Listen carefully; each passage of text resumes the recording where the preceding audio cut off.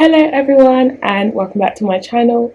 If you're new here, my name is Chelsea and this is my baby daughter Rose, and she's 9 weeks old, and in today's video I'm going to be telling you about my postpartum must-haves. So yeah, as I said, I'm 9 weeks postpartum, and I guess I'm out of like the fresh postpartum phase, nearly out of the fourth trimester, which is basically the first 12 weeks after the baby's born, where you and the baby are adjusting to life outside of the womb, basically. So yeah, I'm just going to talk you through things that I found really helpful for my postpartum. I'm postpartum, like for the first few weeks after birth, that's what I'll say. So the first thing which I'd recommend is Spritz for Bitz, and I mentioned this in what's in my hospital bag video. It was really good for me because I tore in one place and then I had like a cut in another place, and if you watch my birth story as well, you would see I talked about that, so I'll link that here so you can watch it if you haven't seen it. So yeah, I used that a lot in the first 2 weeks, and it just really helped with healing because it's got witch hazel in it, and I think and tea tree as well, so that was really nice. And they say if you put it in the fridge, which I didn't do, but if you put it in the fridge as well, it can help with just how it feels. Like it feels nice and cool when you spray it down there, so that definitely helped me on my postpartum journey. I also like the smell. It's not like an overpowering smell, but it smells fresh and nice, you know. You need a bit of freshening up after bleeding and just being through the meal. The next item on my postpartum list, as you can see, my little Missy is, I don't know what she's looking at, but she's busy head-butting me, or side-butting me I should say. The next item on my postpartum list is maternity pads. So in the what's in my hospital bag video, I mentioned the Lilets. Is it Lilets? Lilets, whatever the name is. I'll link them down below. Everything I mentioned in this video I'll link down below. I used those and they were really nice and soft, and then I stopped heavy bleeding after like a week, so I was like, let me switch to normal period pads, and I did that, but they weren't as soft. Like I noticed, obviously everything down there is sensitive, so you would notice more, but yeah, I noticed they weren't as soft, so I went back to the Lilets pads, and once I ran out of those, I just ordered some from Tesco's, like the Tesco's Maternity slimline pads, because I didn't need a bulkier fit because I wasn't bleeding as much. So yeah, obviously Lilets you can't just buy in Tesco's, which is annoying. I got mine from Amazon, so I thought let me just go to Tesco's and get these ones instead of ordering from Amazon again. But I would definitely recommend the Lilets. They're nice and soft and absorbent and very comfortable. The next thing which I found helpful was this. So a lot of people say like when you till after you give birth vaginally, your first wee will burn, but for me it didn't burn. I'm not really sure why. Like it didn't burn, which is a good thing. And they make you go like within a few, I don't even know what time it was, but the lady was like, you need to wee before I leave the room. So I sat there like trying to get it out, but it didn't burn. Anyway, so what I'm saying is I didn't use the bottle because people recommend the Peribottle to just like soak the area whilst you're doing your first wee, but I don't even think I took it to the hospital. I don't remember.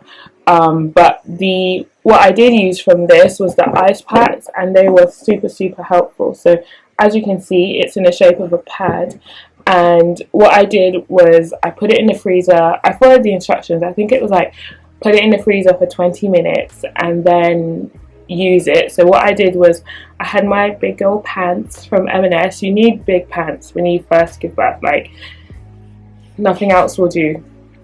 And what I did was I used those, and then so I had my underwear, then I put the ice pack on, and then I put my pad on top of that and sealed it all in, and I just sat down, or laid down really, and then maybe just press gently against, because sitting down after as well was really hard because obviously I had stitches and it was very painful.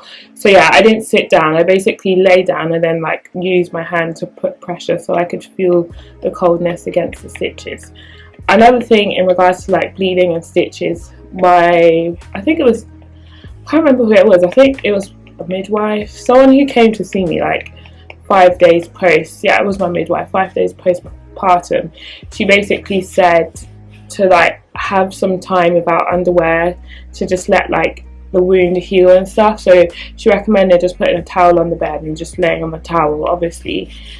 But by this time I wasn't like gushing with blood. I feel like the only time you're really gushing out blood, well for me personally, was when I first gave birth. Like the hours after that I was bleeding quite heavily, but then after that it was just, yeah, it wasn't like, so I'm just saying if you put a towel on the bed it won't like soak through, for me, from my personal experience. So I did that, and it was nice to actually not have to wear any underwear, just lay there, let everything be free and air out, and that helped. She said that helps with recovery as well in terms of down below.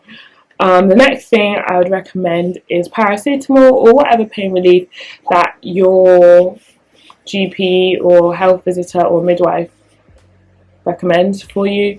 I can't take ibuprofen, so I did have paracetamol at different intervals because I was really sore, as I said, and also when I was breastfeeding I was getting period pains because that's what the body is actually incredible, but at the same time as a woman you're just like really. So when I was breastfeeding, if you breastfeed, basically your uterus contracts, get back down to the size that it was before you were growing a baby, and obviously when the uterus contracts it's painful, or it can be painful depending on, you know, whatever, but it does contract, and that causes mild to severe pain depending on your pain tolerance. So I found that a bit uncomfortable, as well as dealing with stitches and tiredness, so I did take paracetamol for that. And yeah, so paracetamol or whatever pain relief you are allowed to take. Next thing I would recommend is really good bras. So, and also my tip for buying bras is don't buy too many before your milk comes in, because my breasts increase, I don't even know how much, by a lot, when my milk came in, and then the bras that I had couldn't fit anymore, which was annoying because I had bought like 2 new ones from M&S and they didn't fit anymore, so then I had to go buy more. But I would and I didn't really like the M&S ones as well. They didn't fit, which is annoying, and also I didn't find them as comfortable as the Seraphine maternity ones, and I mentioned those ones in several videos that I made whilst I was pregnant, and I'm wearing one now. It's really soft, it's bamboo material and breathable, so I would definitely recommend Seraphine for maternity bras. And on the topic of bras, so I have a long breastfeeding journey story, and the journey still continues. I'm still breastfeeding and doing a few bottles with breast milk in it here and there, but basically, long story short, I was using disposable breast pads. They were ripping the skin off my nipples, and it was making my breastfeeding journey even harder. So I decided to switch to reusable ones, and oh my gosh, I don't know why I didn't do that in the beginning. So these ones are from a company called Little Lamb, but you can get them online. Look on Amazon or just type in Google reusable bamboo breast pads. This is amazing. It's soft, it's absorbent, and yeah, it's just amazing. There's nothing else I can say. Like, it's amazing. It really helped me to carry on breastfeeding. I know that sounds drastic, but it did. Another thing which I found helpful postpartum was let me do this one first. So these are my breastfeeding vitamins. So Pregnacare, obviously do the pregnancy ones, and I decided to go for the breastfeeding ones because it's safe for the baby. Like, I used to take a range of multivitamins before I got pregnant, but then you don't know which ones are safe for breastfeeding, which ones are not. So I was like, let me just go for these. They're targeted at breastfeeding, so I'll just stick with that. And then once I'm not breastfeeding anymore, then I'll just go back to what I did before she was here. So yeah, on the topic of breastfeeding, I can't get it at the moment because I don't want to move, even though she's not sleeping. It's just too much effort. But a hacker, and I'm going to put a picture here on the screen. This was great. In terms of, like, if you want to catch milk for letdown so that your partner can feed, then this is good. Can feed the baby with a bottle. just yawning after her long day at work.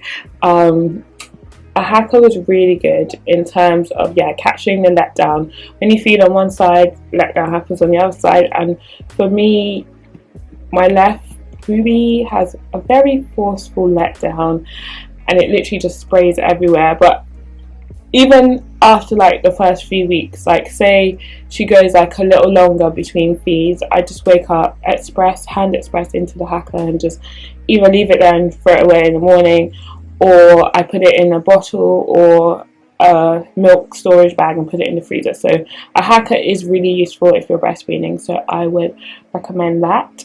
Let me just check my phone to see what else I put on my list. I have to make lists because I forget. Like, you're being torn in all directions as a mum. Wow. Shout out to all the mums who are doing it, who've still done it, who have done it. You're incredible. Okay, last few things on my list. Good food. So we food prepped before she was here, and thank God that we did, because we were exhausted. And when we were exhausted, all we had to do was get the food out the freezer, put it in the microwave or defrost it, take it out the night before, whatever. It was just really helpful. I'm so happy that we did that, because if not, man, I don't know, we would have been hungry, tired, and when you're hungry and tired, it's not really a good combination, to be honest. So I'd recommend food prepping, or if you have someone who's offered to come in and cook your meals that you trust, let them do it. Don't be like, oh, I'm the super parent, I can do. Just let them do it, okay? Trust me. The next thing on my list, the last two things actually, are button down pajamas. So obviously, if you, this again is all dependent on if you're breastfeeding. Obviously I'm breastfeeding, so if you are doing formula, I feel like having button down pajamas is also good, because you can just unbutton it and do skin to skin with your baby, which you can do even if you're not breastfeeding. So button down pajamas is really good for breastfeeding, because you just undo one or two buttons, get the boob out, feed the baby, button it back up, and you're good to go. Just button down clothes in general for when you're breastfeeding, or clothes that you know are breastfeeding accessible. Well, obviously in the night, like, we're not going to be dressing up really, so we're talking pajamas here.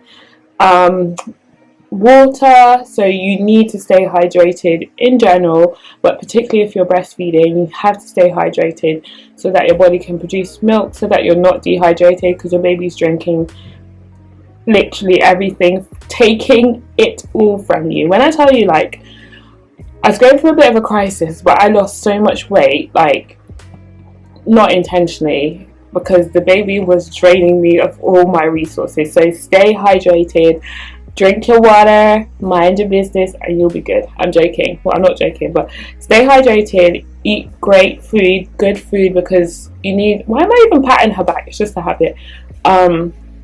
If you need calories to produce breast milk, so you need to eat good food so that your body can produce the milk that it needs for your baby. So yeah, I already went on about food, but just get that food into your body, trust me. And the last thing, I know I said two more things, but I just realized there's one more thing, which is the TENS machine. So when I did the What's in My Hospital Bag video, I said I was taking the TENS machine to the hospital for whilst I was in labour, and it was amazing. It really kept me going. And also, my body decided that 6 weeks postpartum, it was going to give me my period back. So obviously, period pains are not the same as labour pains. However, it's kind of, well, the uterus is contracting basically when you have your period. So you can use that to help with pain relief. So the TENS machine, if you're considering getting it for labour and then you're thinking, what can I use it for, then you can use it for after you give birth. And yeah, it was good, it helped. Obviously this pain wasn't as like severe as labour, but it was still helpful to know that I can use it after I've given birth to this sweet little baby. She's got loads of hair in the back but not much in the front. It's so funny. But yeah, that's all for now. That's all for this video. I'm going to do a separate video about my postpartum must-haves for the baby, because I feel like they're two separate things. So watch out for that. If you made it to the end, thank you for watching, and don't forget to subscribe. I'm hoping I can upload more regularly now that I'm getting into the groove of motherhood. But once you get into the groove, then another curveball is thrown in, like her having her vaccines today. But we're coping better with less sleep and just learning our baby. She's learning us, she's smiling at us, and it just feels lovelier now than it did for those first couple of weeks. So if you're a new mom, hang in there, you're doing a great job. Take all the help that you can get, and just take it each day as it comes. Thank you for watching again, and I'll see you in my next video. Bye. Thank you for being a good girl, baby.